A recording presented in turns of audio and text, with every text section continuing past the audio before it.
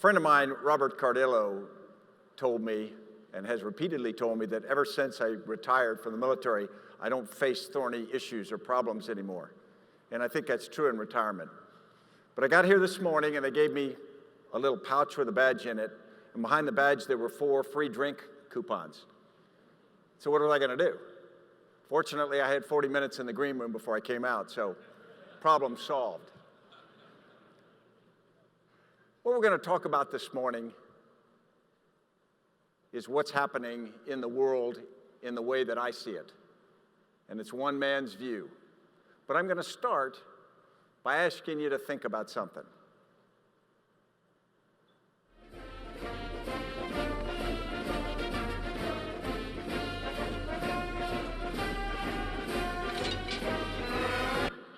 We all spend our time talking about how great the teams we're on are, or how the team we used to be on was, but we've all been on that team.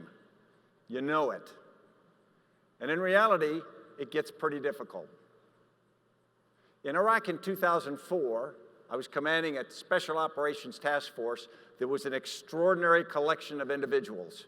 They were specially selected, they were exquisitely trained, they were lavishly resourced, and they were probably better at what they do than any organization has ever been before, because they could leverage things that didn't exist before. But the reality was, as good as that organization was, as effective as we were going after our mission, which was high-value targets, starting with Saddam Hussein and the deck of cards, and then going to al-Qaeda and Iraq leadership, the reality was, cumulatively, the situation continued to deteriorate. And so, on the one hand, we have a contradiction. We are doing very well at what we do, but the situation is getting constantly worse, so you ask yourself the obvious question: how'd we get here? And as you get introspective, one of the first things you do is try to personify your problem, and that's what we did. We tried to personify it in our enemy, Abu Musab al-Zarqawi, a young Jordanian from the industrial town of Zarqa, who had gone to Afghanistan but missed the war against the Soviets, came back, became more radical, was thrown in prison for 5 years, came out of prison a hardened extremist and a very effective leader. While he put on the garb of a terrorist leader, almost stereotypical in look, he was actually a low-key, charismatic, and effective commander of forces. And so when we looked at him, what we thought we would see was a hierarchy of a traditional terrorist organization.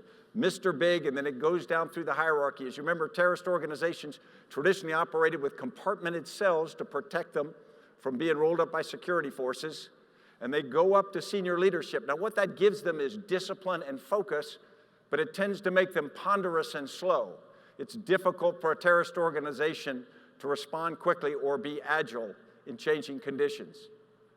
And yet that's not what we were seeing in Iraq. Instead, what we were seeing in Iraq as we looked for patterns was very different. We couldn't find the traditional hierarchy because it didn't exist. Instead, what we found was a loose network of associations, a loose network that didn't operate on the kinds of processes and hierarchy we were used to, and yet what it gave them was this extraordinary agility, this resilience under pressure.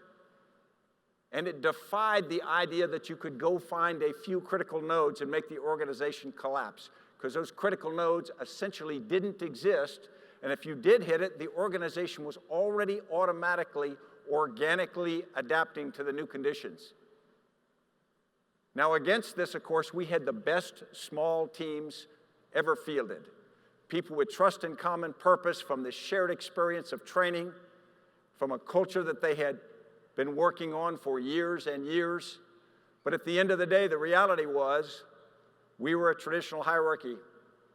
We were a very good one, and we leveraged technology very, very effectively.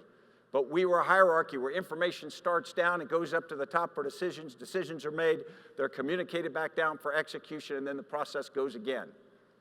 And in reality, as good as we could be at that, we had to change. And we had to fundamentally shift our culture, our processes, and our approach into something much more akin to what al-Qaeda in Iraq had become, a network. And that network had to have many of the same attributes of a human brain as thoughts would move. And we operated as one. So what I've come to believe is we're going to have to feel good teams, but we're going to have to scale that. We're really going to have to scale it to become a team of teams. And that's where you have to take very good small elements and connect them together. We see that across our government. We see that in big businesses, because one big team can't operate. Go back about 120 years, and there was a young man operating in Pennsylvania who was a student. He was accepted into Harvard University, and he made the decision to turn it down. And instead, Frederick Winslow Taylor decided to go work on a factory floor because he was interested in how operations work and making things more efficient. And so this young man became famous for stalking the floors of the factories with a tape measure and a stopwatch. And what he would do is he would measure the distance an individual had to walk to go get a new part to put on a machine or to cut a piece of steel.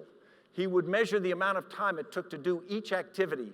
His conclusion was, for every activity that had heretofore been done by guild-like master craftsmen, you could reduce it to one best way to do it. There was a best way to do each thing if you reduced a thing to its component pieces, called reductionism.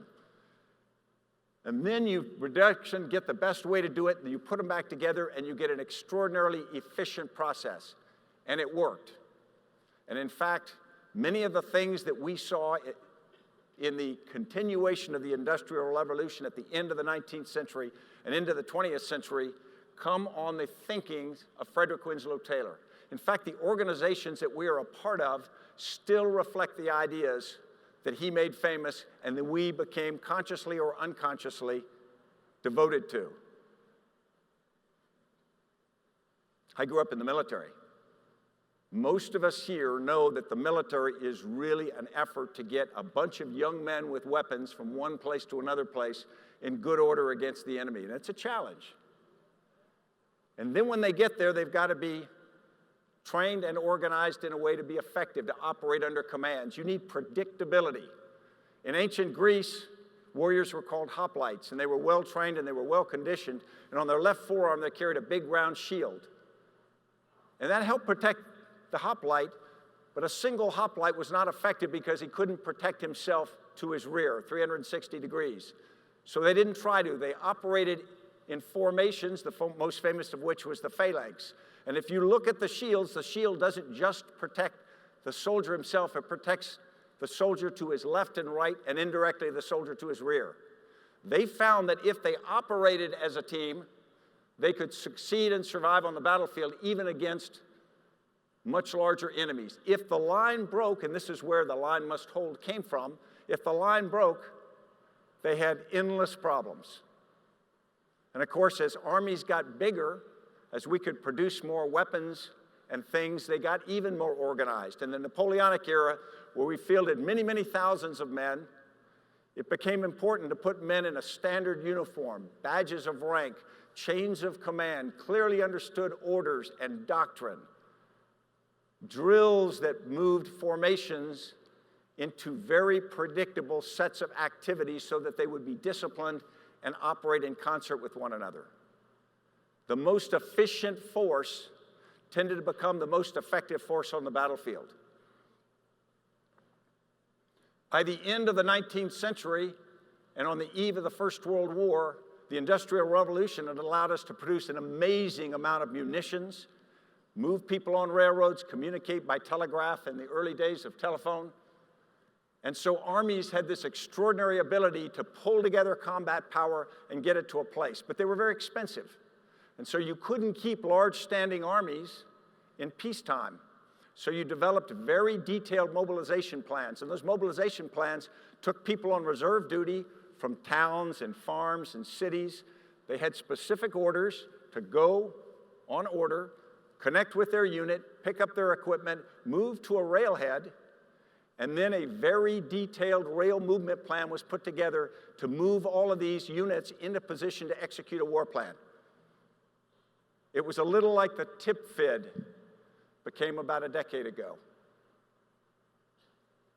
Now, the upside of this is it was extraordinarily efficient. It's binary. You put a switch and this very detailed plan that's been put together gets executed. The problem with it is it's binary.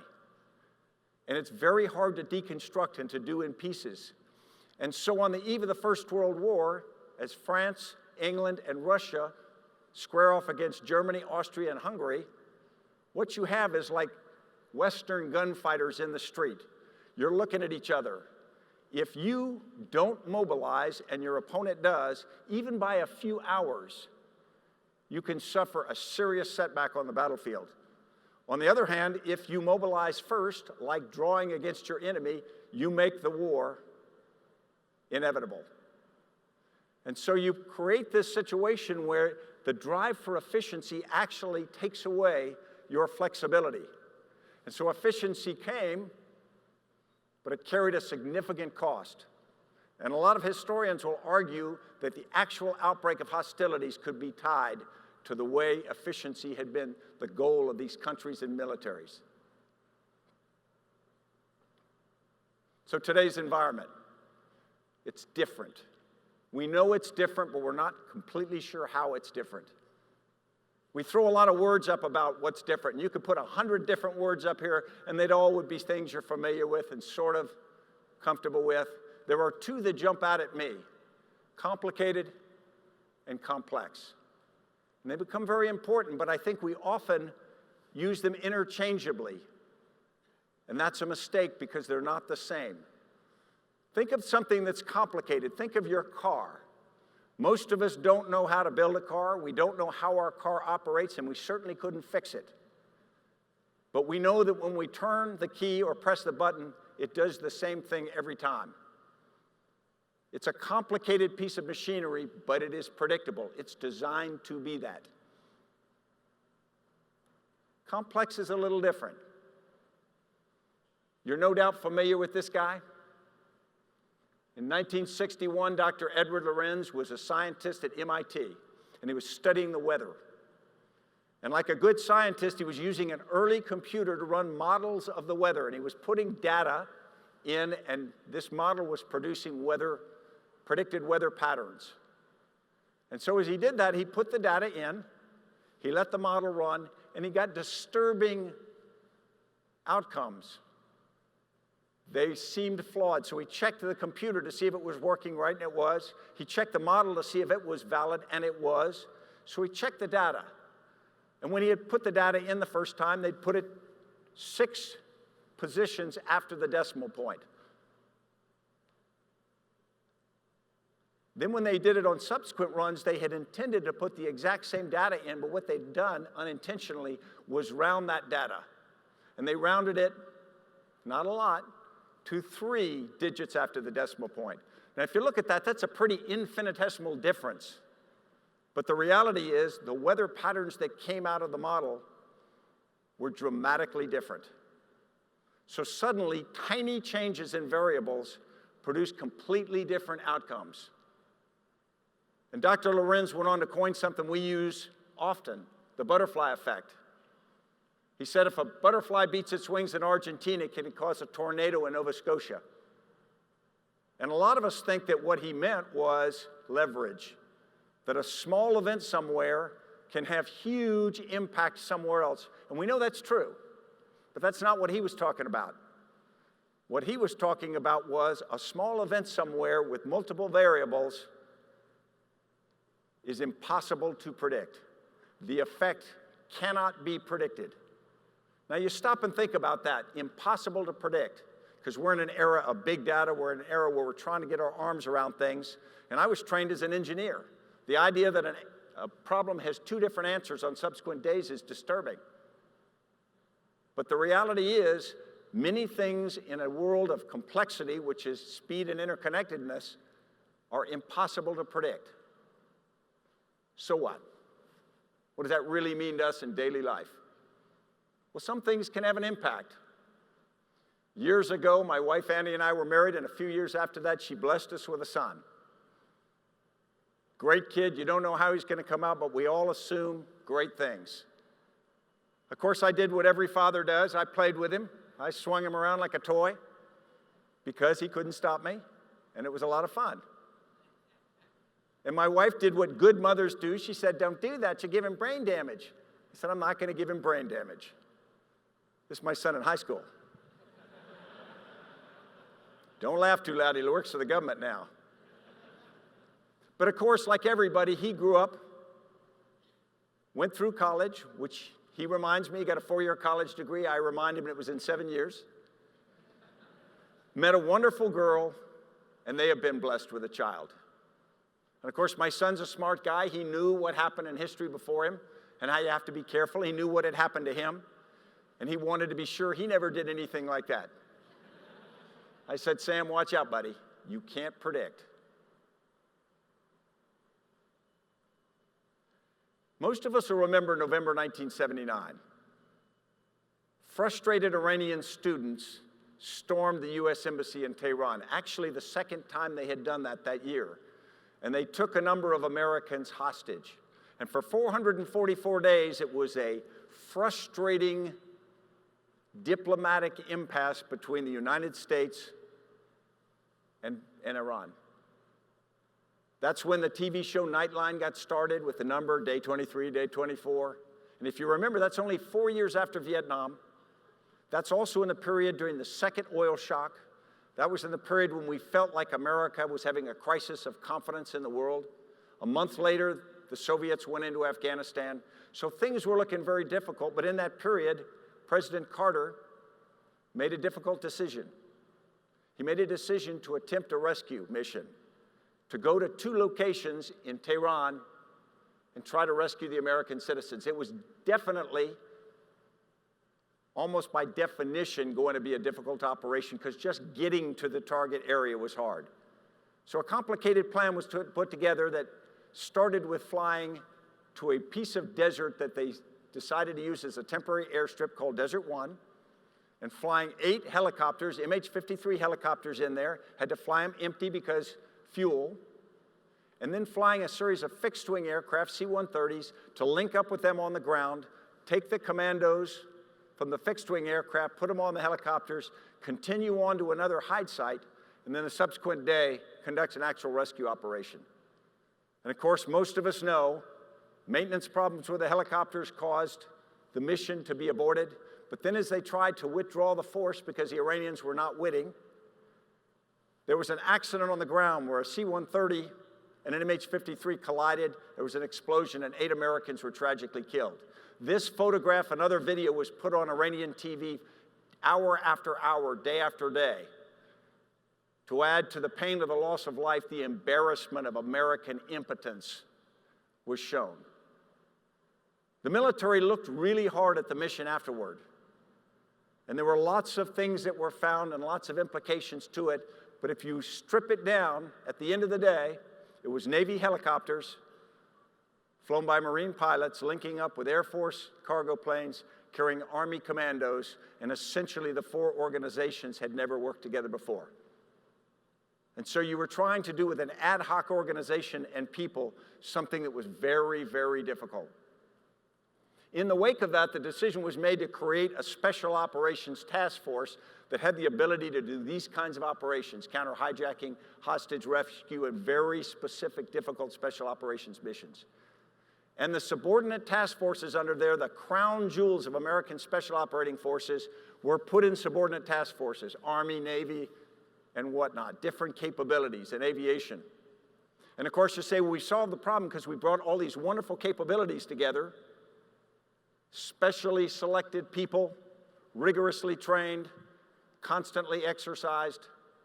But the reality was, inside that organization, you had silos.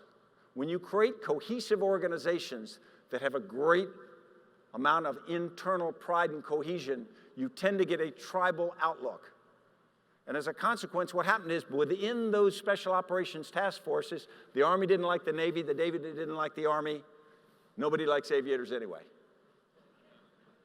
And so the reality is what we have is what looks on paper like this wonderfully collaborative organization, and that's not really what we have.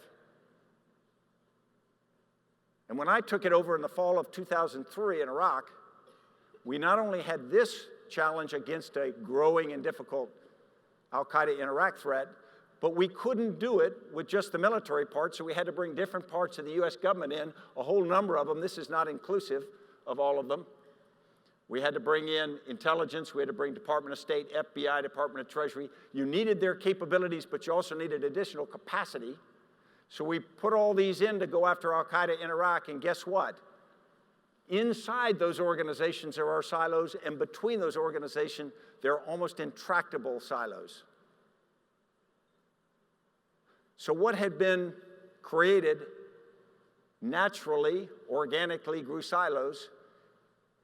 And while it was very efficient, it was designed to be, there were designed to be processes for things. How does a small organization, one, communicate across to another? Well, you go through the established, defined routes to do that. Goes up the chain, goes down the chain. By the time you get there, it's been filtered, often corrupted, and it's too slow to be relevant. So what we had done is we created something that on paper and in a slow-moving world would have been very, very efficient. But in a fast-moving world, wasn't right for purpose. Because us on the left, our traditional hierarchy, very, very good one, is going against something that's adaptable. And al-Qaeda in Iraq was this loose network, not by design. They simply became that way because they intersected with the rise of information technology. They came to life in a period when suddenly they could use the internet, cell phones, and other things to allow an organization to operate in a way it could never have done before in history. So I don't think they ever sat down at a planning thing and laid this out. I think it just came that way, and then as we put pressure on them, they adapted effectively to it. But what you found is well-resourced, well-trained, highly motivated, efficient was trumped by adaptable. I think that's what we're seeing with ISIL today. So we got a new problem we're trying to solve with an old system. It could look like this. If you talk about progress on the vertical axis and time on the right axis, and you look at the march increase of technology, it's constantly rising. It's a near vertical slope right now because of the rise of artificial intelligence. And we know that people adapt to it. We don't adapt as fast as we'd like, but people do. Each person a little bit different, but people sort of figure it out as they go. Now think of our organizations that were designed during the industrial age in the Guide for Efficiency. They were designed to make people and machines more efficient together. They made the team better than it was. But now those organizations, which are remarkably the same as they were on the heels of Frederick Winslow Taylor, now they handcuff us. The structures and processes which we've created don't make us better, they limit us, because the environment in which we're operating in is that much different. And if that gap is significant and technology keeps moving, what we're doing is falling further behind. Because although our ability to gather big data is growing, the growth of big data is faster than our ability to gather it. So we're actually falling further behind the percentage of information that we can know. And if technology is just the analog of change, where does it put us? Because complexity changes everything. It's different from complicated. And that's what we're into. So how might it look? Let's go to 1882. Let's go to Tunisia. And let's go to a young 26-year-old fruit seller named Tariq. And Tariq is frustrated with the government. So Tariq goes to the town square, takes one of his wooden fruit boxes, puts it on the dirt, stands up in it, and starts to complain and criticize the government. Now the police hear him, and in a box in the police station, a little wooden box, they have a card, and they have his name on there, says what he does. They have his father's name on there, and that's about what they've got. They really can't know too much about him because they don't have the ability to collect on cell phones or computers, and they don't have the ability to get information from other parts of the government around the country. It's just too hard. Technology doesn't yet support that. But they're not too worried, because although Tariq is speaking inflammatory words, they know that the strength of his voice is about how far his message goes. And if other people listen and they are motivated by that, even if they start to propagate that message and take action, it'll unfold pretty slowly. so they'll have time to react. Let's jump ahead. Let's jump ahead to 2010. And let's say Tariq is not an apocryphal character. Tariq is Tariq Tayyab Mohammed Abu-Azizi, a 26-year-old fruit seller. He's frustrated with the government, frustrated with how he's treated by local authorities. He's in the marketplace, but instead of taking a wooden box, putting it on the ground, standing up and giving a speech, he decides to make a very bold statement of his frustration.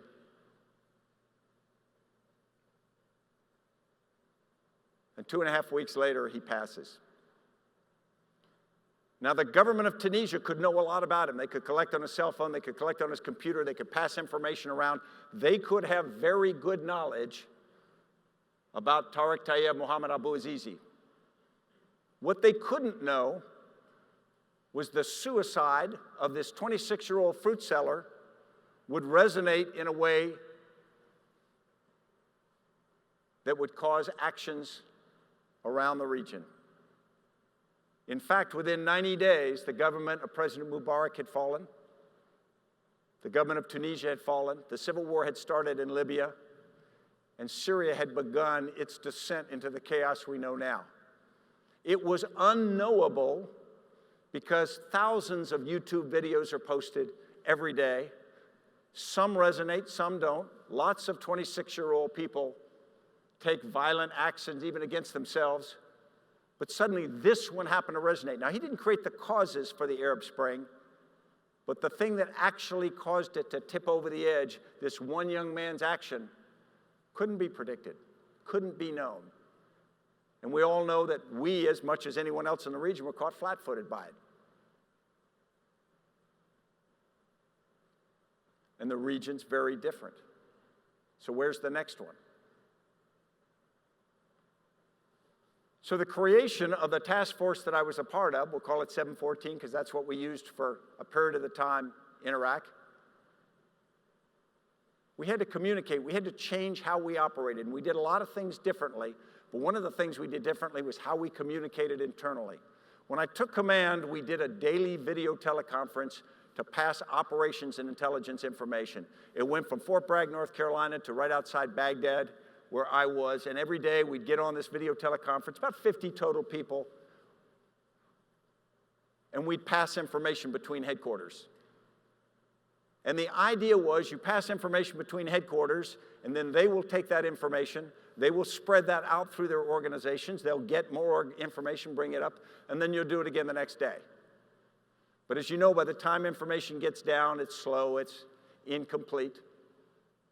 And many of those organizations, it wasn't like your organization was right there. You couldn't walk out and suddenly pass the information because we had a really different problem. Our problem is we were spread very broadly. The information that was going to flow through the organization like this actually had to go to a bunch of different locations because we were spread all over the region in little bases. Some cases we had one individual in an embassy somewhere, but it was just as important as teams we had elsewhere. So we had this starburst footprint around the region, and yet it had to operate as though we were a well-connected team. So what we did is we looked at our daily video teleconference and we said, it's just not working. So let's change how we do that. Let's start connecting everybody into it.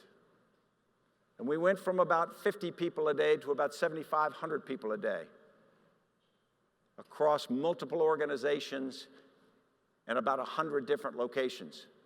And information started to flow not through this tortured path of the orderly bureaucracy, but it started to flow laterally. And it started to flow formally in the meeting and informally through chat rooms and other messages in ways that it had never done before because you didn't know other people in other organizations. Suddenly across the organization you have this like it's breathing, a circulation system going through the organization, passing information. And of course, when you first start this, you go, I am losing control. I'm not controlling all the information. That's right. Because you can't control it anymore. Not if you want to be fast enough and if you want to have the organization engaged enough to be effective. Because what we were trying to do was turn this into something very different, into that. We went through a normal amount of information, normal things you had to cover in the organization, but really we were communicating 4 points. The first is, what had just happened over the last 24 hours? The second is, what's the situation right now? The third is, what can we or should we be doing? And the fourth is, how's our network working? Are we seeing? Are we learning? Are we communicating effectively? Is the machine operating right? And those 4 things really set up the organization. So if you have a 24-hour cycle, and we did this every day, and it's 90 minutes long, for the next 2.5 or the next 22.5 hours, everyone is very informed of what's happening, what we're trying to do, what we're doing. They don't need to come back for instructions. They can make decisions at their level. What it was a disciplined daily conversation across the command. Not a briefing to a commander. It was a conversation to inform a command, because that's who's going to get stuff done. It was to build and maintain contextual understanding, which we call shared consciousness, so that you could empower decentralized execution. Because you can't ever compete today with centralized decision-making. It's just too far from the point of action and too slow for the situation. We essentially took what looked like a daily conversation between people passing information, and we turned it into action. Because it only counts when it's action. So what's a leader do? Most of the people in this room are leaders. You think about that a lot. I was raised in the heroic school of leadership. I like to read history, had a military background. I thought of myself sort of as a general on the battlefield. I was going to move people on the left and right. I was going to be a brilliant strategist. I was going to be better than my opponent. And because I had good forces but my own genius, I was going to outmaneuver my opponent and win. And I was a little much in the mode of a chess master. Because you think about chess, your battlefield is 64 squares. You have 16 pieces, each of which can be moved according to certain rules. And your opponent has exactly 16 pieces which can be moved the same way. And so it is mano a mano, one great strategist, one chess master against another chess master. And I thought I would be a better chess master than my foe, and therefore could win. And so you start to execute. You make a move on the battlefield, then your opponent makes a move. Then you make another move, and then your opponent makes a move. And then while you're contemplating your next move, your opponent makes another move. And then they make another move. And then they make another move, and you say, wait a minute. That's against the rules. And then you're reminded in wartime there are no rules. And so suddenly, if I'm thinking about chess, and I'm controlling my 16 pieces, and I'm doing it very well, but if I'm against, on the other side of that chessboard, I'm not against a chess master, I'm against 16 chess pieces, each of which can think for themselves, each of which communicates instantaneously to all the others, and each of which has the ability to execute without instruction. Suddenly, it's me against 16 very informed. What if it's 1,600? What if it's 16,000? Suddenly you say, well, that's impossible. And yet the seductive thing about modern communications is you feel like you can have 2 cell phones, 3 computers, a big screen, and you have all this information, and you can micromanage. Well, you cannot. So I started to think differently about leadership, and I did not come to this easily, because that is not a traditionally heroic picture. But I started to think about leaders as gardeners. When you think about what a gardener doesn't grow flowers, a gardener doesn't grow fruit, doesn't grow vegetables. The plants do that. What the gardener does is create the opportunity, create the environment, shape the ecosystem so plants have an opportunity to do what they do naturally and to do what they do well. The gardener can't be completely hands-off. You can't just throw seeds out in the backyard and expect a good garden. You've got to prepare the ground, you've got to weed it, you've got to tend it, you've got to do all the things that make it work, but you're not growing anything. And when you realize you can't do that, and you realize that you are really a facilitator, it's a very different mindset. Now, it steps you back a little from the heroic figure of making all the decisions. But when I started in command of the Special Operations Task Force, I essentially approved every operation. And we were doing about 4 a month. 2 years later, we were doing 300 a month, and I was approving none of them. Because that wasn't my job. There were people who could do that. My job was to help create the environment in which that could happen. My job was to do a range of things that help put people and things and the mindset into a position where we could create something that operated with the kind of synergy you have to have in today's world. Thank you very much.